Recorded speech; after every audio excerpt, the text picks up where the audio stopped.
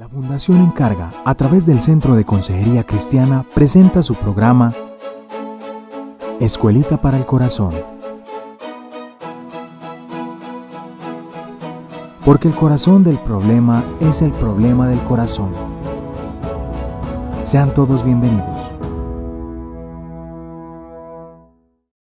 Hola familia del Redil, hola iglesia y hola a todos los amigos y amigas que se conectan nuevamente con nosotros en su programa Escuelita para el Corazón. Estamos comenzando una nueva temporada. La primera temporada la titulamos Entendiendo el Corazón. Fueron 6 muy especiales episodios que tuvimos tratando de conocer ese control, ese mando, centro de mando que Dios ha puesto en cada ser humano que se llama el corazón. Terminamos la semana pasada y hoy estamos comenzando y estrenando una nueva temporada que hemos titulado Pandemia Emocional. Nosotros estamos en este momento viviendo una pandemia viral, combatiendo como humanidad al COVID-19. Pero hay una pandemia que es mucho más antigua que esta y se trata de esa pandemia precisamente con las emociones que, sin importar el lugar de procedencia, la lengua, la raza, el género, todos nosotros batallamos. Y es emociones tales como la ira, la soledad, el sentimiento de soledad, el comportamiento suicida y demás cosas que vamos a estar precisamente trabajando durante esta temporada, segunda temporada de Escuelita para el Corazón. Y para empezar esta temporada, en el episodio número 1, tenemos a un invitado muy especial, nuestro querido amigo y hermano Sneider Rojas. Quizás algunos de ustedes le conocen, pero otros no. Déjenme un poquito presentar a Sneider y el por qué Sneider nos va a acompañar el día de hoy respecto a la temática que vamos a trabajar. Sneider es magíster en intervención social en sociedades del conocimiento. Además de eso, es comunicador social y teólogo. En este momento, Sneider, en su trabajo docente, hace parte de un grupo de investigación precisamente dedicados a tratar de entender la problemática del suicidio. Así que eso le da un poquito de entrada y la posibilidad de presentar el tema del día de hoy. Vamos a hablar el día de hoy de comportamiento suicida, algo que yo creo que estamos cada vez viendo con mayor frecuencia y que cada vez está mucho más cerca a nuestros corazones porque familiares y amigos quizás están batallando con cosas semejantes a esas, o quizás tú que nos estás viendo eres uno de aquellos que ha luchado con este asunto. Así que, ¿quién mejor para acompañarnos y guiarnos en esta temática que nuestro querido Sneider? Sneider, ¿cómo estás? Muy bien, Jairo, muchas gracias por esta invitación y nuevamente muy contento de poder participar en este proyecto que tienes. Muchas gracias, Sneider. Y bueno, vamos a hablar entonces el día de hoy de comportamiento suicida. Para comenzar, de pronto, hablemos un poquito de tratar de poner como definiciones de qué estamos hablando cuando hablamos de comportamiento suicida. Ayúdanos a entender un poquito cuál es la problemática. Bueno, cuando estamos hablando de comportamiento suicida, estamos hablando de diferentes etapas de una u otra manera que tienen que ver con esto. No, generalmente hay la idea de que cuando se habla de suicidio solamente es el suicidio consumado, pero realmente previo a este lamentable suceso hay comportamientos que van de una u otra manera relacionándose. Uno de ellos tiene que ver con la ideación suicida, ¿no? Ese pensamiento continuo de muerte que acompaña a muchas personas.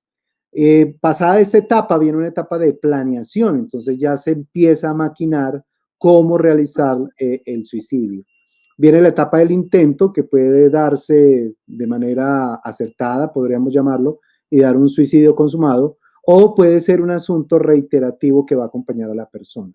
Tenemos también el intento, ya el suicidio como tal consumado, y finalmente el sobreviviente del suicidio, ¿no? Aquellas familias, amigos, personas que lamentablemente tienen que batallar con la situación de que un familiar, un amigo ya se suicidó. Entonces, hoy en día se habla de comportamiento suicida, ¿no? Porque comprende todas esas etapas, cada una de ellas con unas características muy particulares.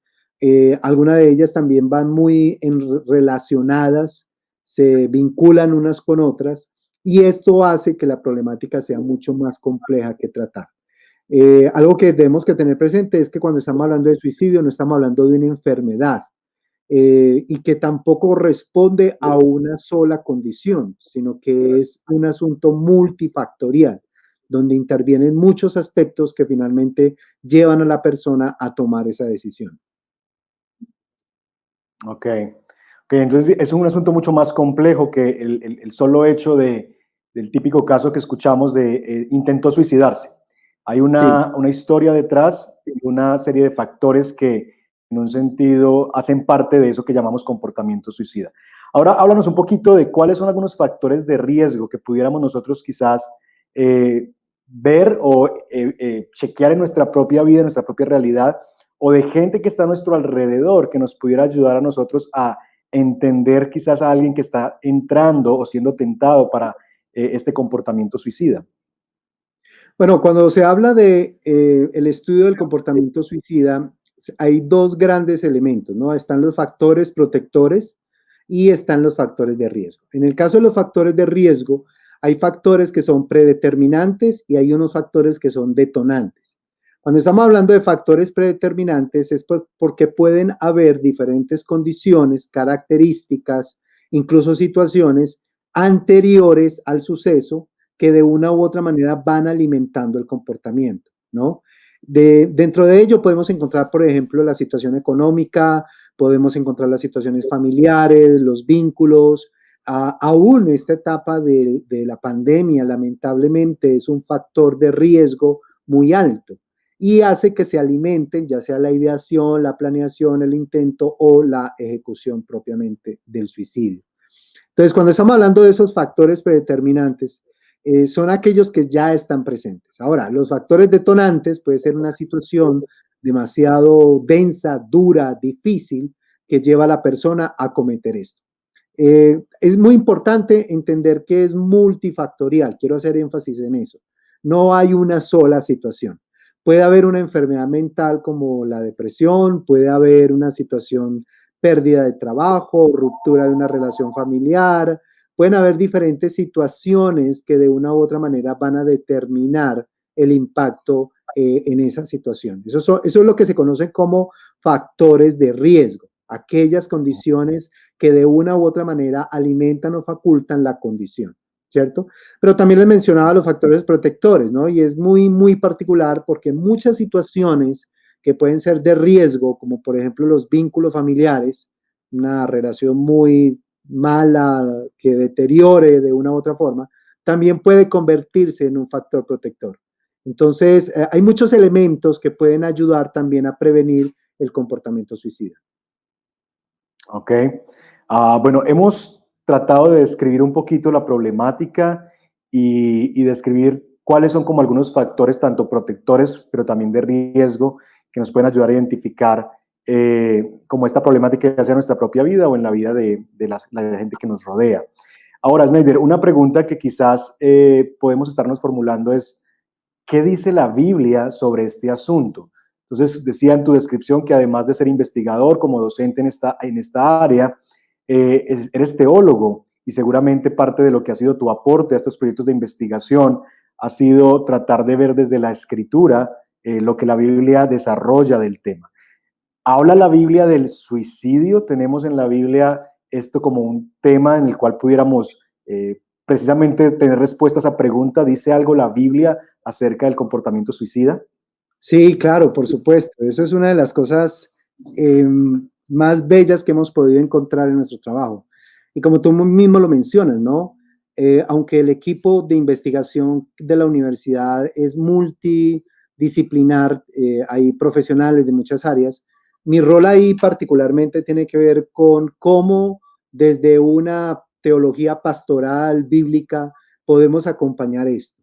La Biblia es muy rica porque eso también hay que tenerlo presente, ¿no? El suicidio no es ajeno al contexto cultural de la Biblia, ¿no? Tanto en Medio Oriente como ya en el cuenca del Mediterráneo, que es todo lo que tiene que ver con la cultura greco-romana, el suicidio hace parte particularmente de la cultura, no es desconocido. Entonces, a lo largo de la narrativa bíblica podemos encontrar diferentes tipos de comportamiento suicida, ¿no?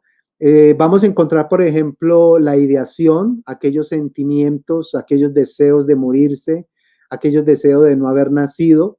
Entonces, por ejemplo, recordarás a Moisés diciéndole a Dios que yo no hubiera querido, preferiría morir si tú no me acompañas, lo dice en Éxodo, prefiero yo morir si tú no vas conmigo porque este pueblo es muy grande y me aflige demasiado.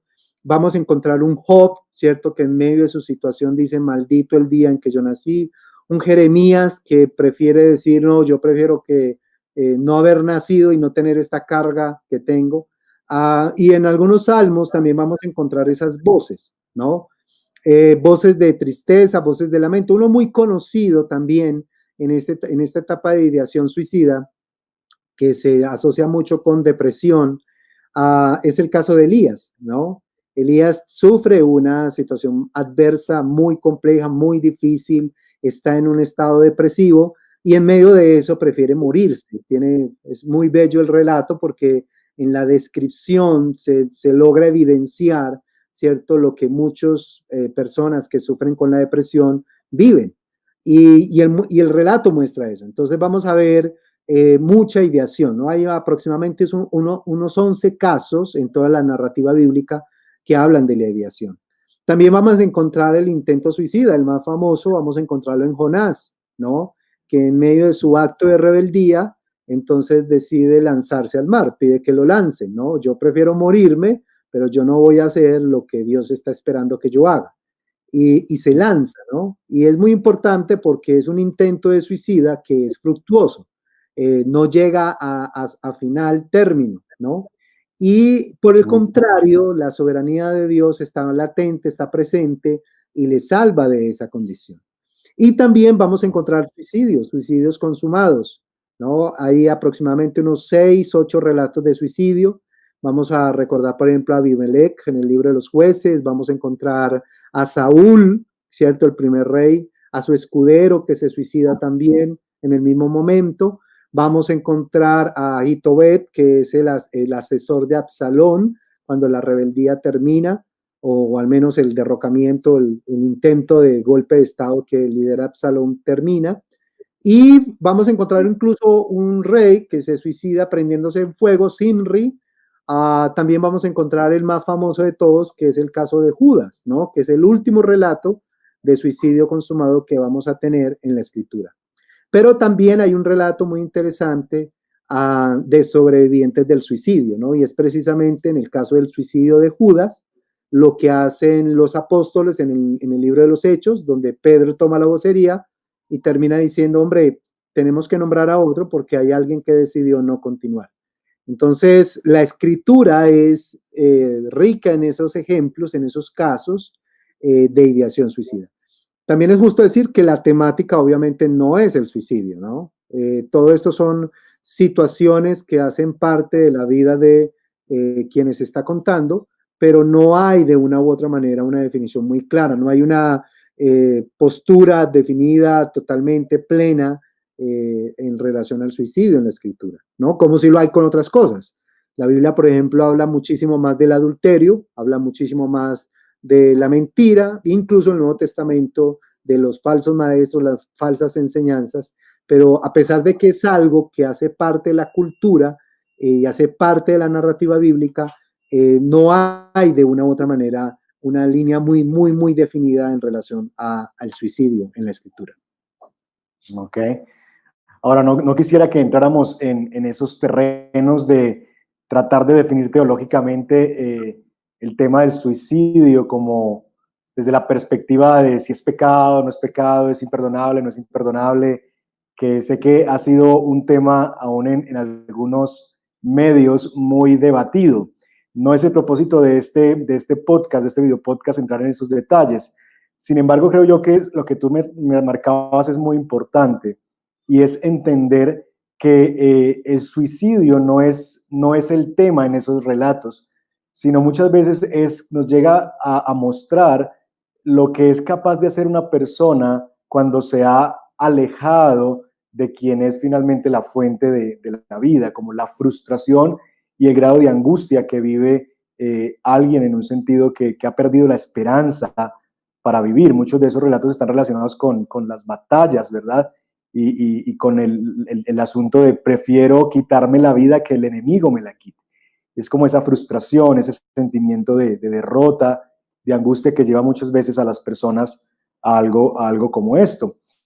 Y creo que eso es importante para no remarcar solamente el elemento de incomprensión, porque creo que este es un asunto que muchas veces nosotros no tenemos como un grado de comprensión, lo vemos como una locura o como algo que no tiene sentido.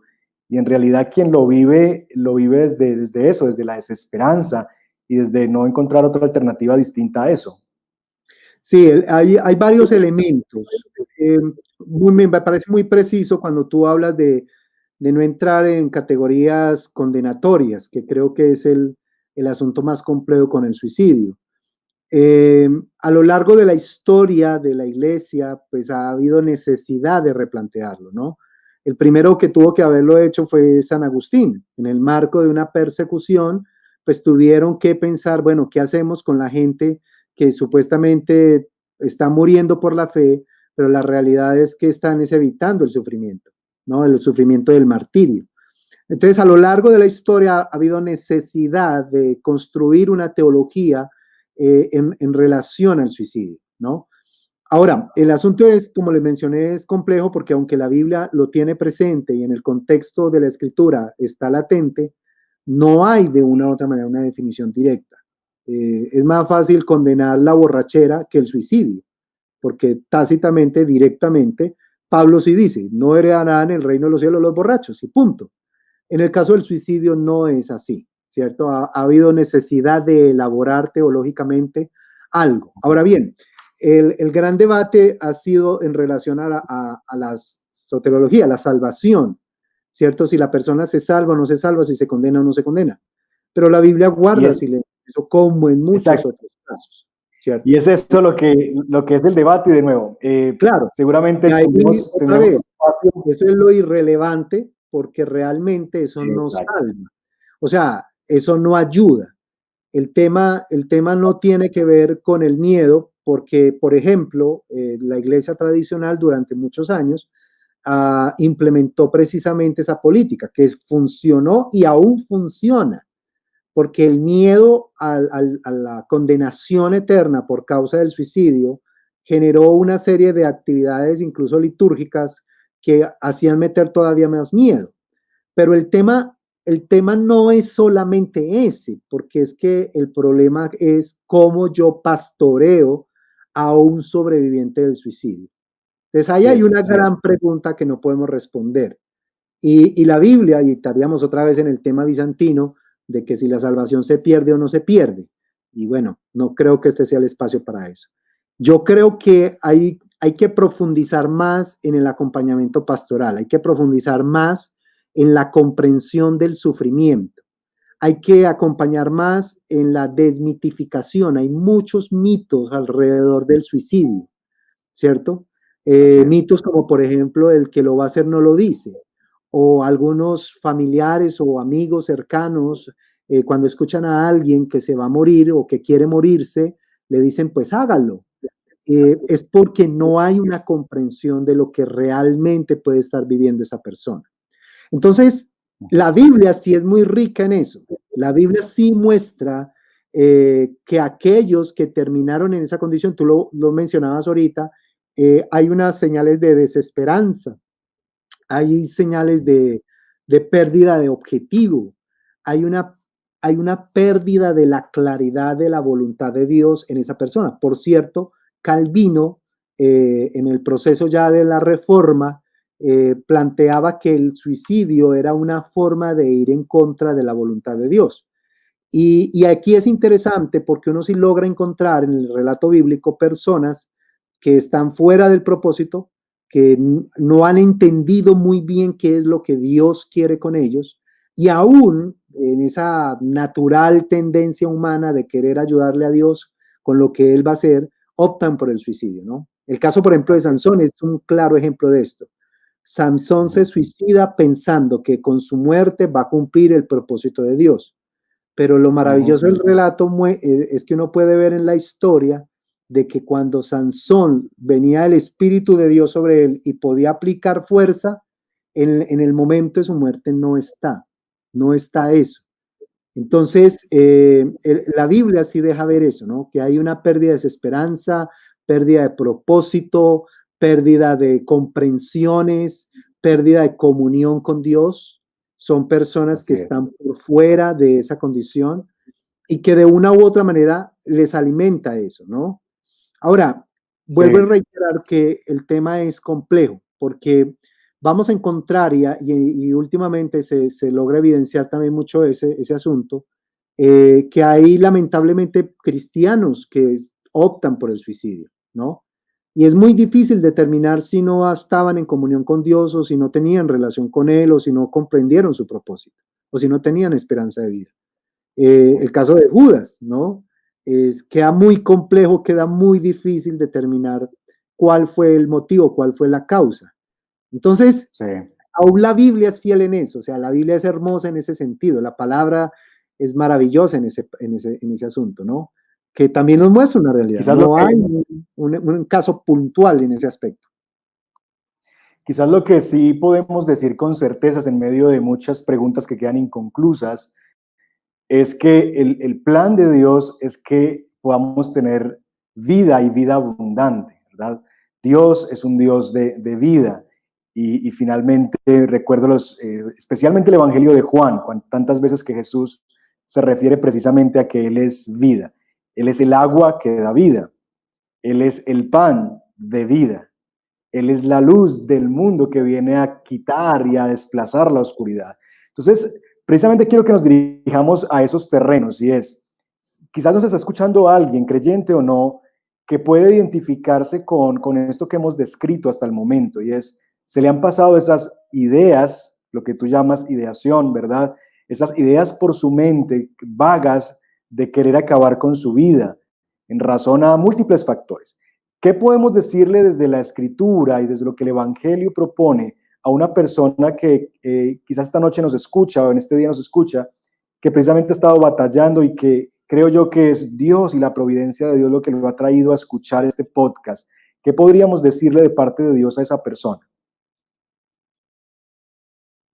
Yo creo que el tema central tiene que ver con algo que tú mencionaste, ¿no? Es el hecho de que Dios es vida.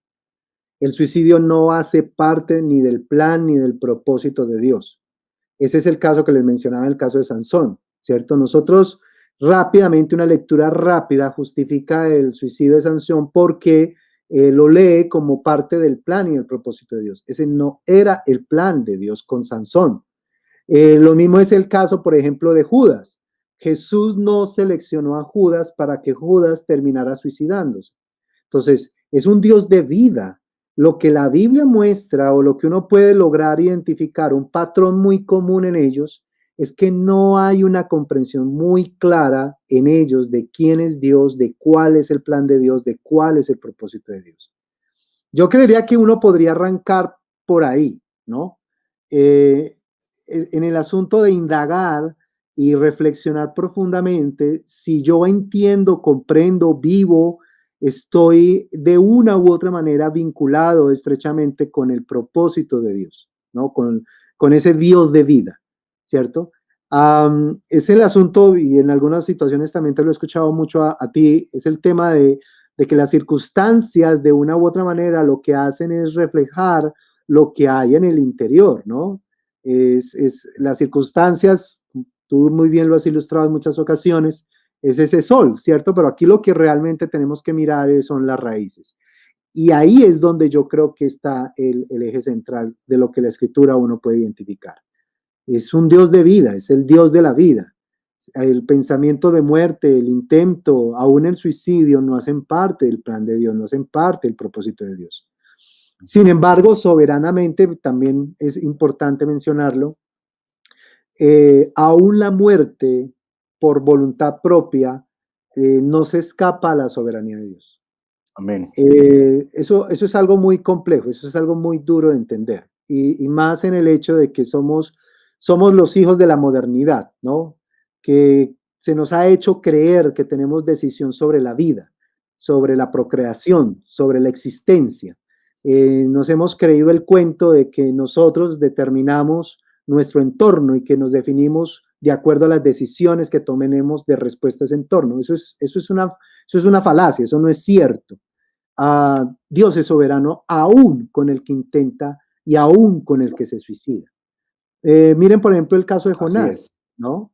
Jonás intenta suicidarse, pero el texto maravillosamente termina en el capítulo 2, empieza en el capítulo 2 diciendo que Dios tenía preparado un pez para rescatar a Jonás. ¿Por qué lo hizo? Pues sencillamente podría haber escogido otro profeta y seguir con otro que tal vez fuera más obediente. Y Jonás no aprende, porque al final del libro de Jonás encontramos otra vez un Jonás sentado bajo una planta que se ha secado, diciendo otra vez, desearía morirme, yo quiero es morir. Y una vez más, Dios, una vez más, acompañándole, diciéndole, hombre, ¿hasta cuándo vas a seguir con esto? Entonces, es muy importante entender esto, es la soberanía de Dios aún está por encima de las decisiones. Dios soberanamente, no sé por qué, ni sé de qué manera, soberanamente a algunos rescata. Y hay muchas historias alrededor de esa, ¿no? Incluso si ustedes han escuchado a Santiago Benavides en la canción del ruso, es precisamente, él narra un intento de suicidio que es fracasado y que termina generando una conversión de un hombre que hoy en día le está sirviendo a Dios como misionero en otro país. Amén. Así es el Dios que tenemos, ¿no? Es un Dios soberano. Amén. Ahora, ¿por qué otros Amén. sí? No sabemos por qué, ¿no? Entonces, ahí es muy importante entender eso. Yo creería que para cerrar la pregunta, el tema de la comprensión en lo que Dios quiere hacer y en el vínculo que yo puedo tener con Él es un elemento fundamental para solventar esta crisis del suicidio. Así es, así es. Así que si tú estás ahí y nos estás viendo y de nuevo estás batallando con esto, hay esperanza porque hay un Dios que da vida y realmente nuestra condición real de todos los seres humanos, sin importar si tenemos esa ideación, esas ideas en nuestra mente o no, es que somos muertos realmente. Y es el Evangelio, ese Jesús que voluntariamente se entregó para rescatar a otros y salvar a otros, ese que se dio voluntariamente, que se entregó en las manos de aquel que podía aceptar su sacrificio como un sacrificio válido para el perdón de nuestros pecados, es precisamente ese que vino a morir para que tú y yo no viéramos la muerte. Así que ya murió uno en favor de nosotros y que podamos tener la esperanza de que en él la vida puede ser mejor y la vida puede ser abundante porque tenemos a Dios y tenemos la esperanza de la resurrección. Si esperamos a Dios solamente para las cosas de esta vida, dice el apóstol Pablo que somos los más dignos de conmiseración. Pero en Dios tenemos un lugar mejor, un lugar donde no habrá llanto, ni dolor, ni tristeza. Y podemos aguardar con esperanza ese día y Él nos fortalece en el mientras tanto, para que en medio de los sufrimientos de la vida presente nosotros podamos vivir con esperanza y aferrados a aquel que ha prometido estar con nosotros todos los días hasta el fin del mundo. Bien, Snyder, ¿qué tal si para terminar nos puedes ayudar también a ver a los que se denomina en la literatura los sobrevivientes del suicidio? ¿Cómo podemos nosotros, familiares, amigos, compañeros, que estamos acompañando a personas que quizás han mostrado este asunto del suicidio como una tentación en sus vidas, cómo podemos ser sabios en acompañarles? ¿Qué nos podrías decir a nosotros y a las personas que nos ves? Bueno, yo creo que un elemento inicial fundamental es no invalidar lo que la persona está viviendo, ¿no? Cuando alguien está continuamente afirmando que le ha perdido sentido a la vida, que para qué vivir, qué propósito tiene todo esto, el primer riesgo que hay es invalidar eso, ¿no? Decirle, no, pero pues, ¿usted por qué tiene eso? ¿Qué le pasa? Mire no sé qué, mire lo otro. E invalidar no ayuda, ¿no? Mucho menos retar, porque de la invalidación se pasa al reto. Pues si es muy berraco, hágalo, ¿cierto? Si tiene mucha valentía, hágalo. Ese no es el camino. Entonces, un primer paso es no invalidar. Por el contrario, legitímelo, hable, pregunte, ¿cierto? ¿Por qué estás pasando esto? ¿Por qué estás viviendo esto? ¿Qué es lo que te está desencadenando, que está detonando esto? Un segundo paso muy importante sería busque ayuda. No lo haga solo, ¿cierto? Busque ayuda, hable con otros. En el caso, por ejemplo, si tú eres el amigo, es muy importante hablar con la familia, tener contacto con la familia. Si, por ejemplo, eres un consejero en la iglesia y te llega el caso, por favor, hay que remitirlo porque también hay implicaciones legales en relación a esto, ¿no? Hay un sistema de salud colombiano de una u otra forma, tiene unos mecanismos y es necesario reportar estas situaciones. Si no se hace a tiempo, como lamentablemente a algunos líderes religiosos les ha pasado en el país, pueden verse abocados en una problemática de negligencia por no haber avisado a tiempo. Entonces, ahí es conectar, buscar ayuda, conectar con otros. Y ahí es muy importante también empezar a crear redes, ¿cierto? Redes de apoyo con la familia, con los amigos, ¿cierto? Una persona que lamentablemente haya intentado suicidarse tiene más riesgos de volverlo a hacer y tal vez de una manera más contundente. Entonces, nunca hay que menospreciar eso. Y hay que tratar de acompañar a la persona en muchas áreas, con muchos elementos. Una de las cosas maravillosas que hemos encontrado y que ha sido uno de los aportes principales en mi trabajo en este proyecto ha sido validar, es argumentar por qué la comunidad cristiana, por qué la fe, por qué la espiritualidad cristiana es un factor protector enorme, ¿cierto?, frente a la problemática. Entonces hay que vincular a la persona, vincúlela con la oración, vincúlela con la iglesia, vincúlela al estudio de la palabra, porque hay mucha evidencia de que eso significativamente aporta a la prevención del suicidio. Yo diría que esos tres elementos son claves, ¿no? No invalidar, importantísimo a buscar ayuda, y un tercer elemento sería construir redes, y entre ellos la red propia en la comunidad de fe es muy importante. Amén, amén. Sneijder, muchas gracias por acompañarnos en este primer episodio de nuestra nueva temporada Pandemia Emocional. Hemos hablado el día de hoy de comportamiento suicida. Para terminar, permítanos por favor orar y poder pedir al Señor de la vida que en medio de esto que es tan complejo, tan difícil, que tiene tantas aristas, podamos tener un corazón como el del Señor, compasivo con los que sufren, y que podamos no burlarnos o simplemente entrar en la acusación inmisericordia, sino poder mostrar un corazón compasivo y pedirle a Él ese corazón para amar a aquellos que sufren. Señor, nosotros te damos gracias en este día por la oportunidad que nos das de tratar este tema que tiene tantas complejidades. Como hemos dicho, Señor, tu palabra es vida y tú eres un Dios de vida. En tu plan, Señor, está el dar vida. Yo no he venido a condenar al mundo, sino que vine al mundo para salvarlo, para que el mundo sea salvo a través de mí. Pero la luz vino y la gente el mundo prefirió las tinieblas que la luz. Señor, nosotros te pedimos que tú, que eres la vida y que has venido a salvar a aquellas personas que están batallando, Señor, con querer terminar con sus vidas, Señor, llévales esperanza, hazles saber que hubo uno que murió en favor de ellos para que ellos no mueran. Y muéstrales a Cristo, nuestro precioso Redentor, que se entregó en nuestro lugar y a nuestro favor.